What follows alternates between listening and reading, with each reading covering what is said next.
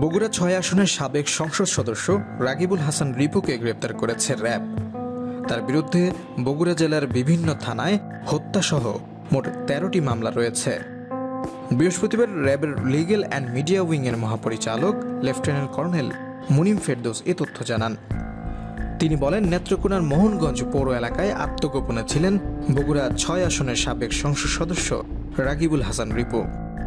গোয়েন্দা তথ্যের ভিত্তিতে গতকাল রাতে র্যাব ১৪ একটি দল গ্রেফতার করেছে।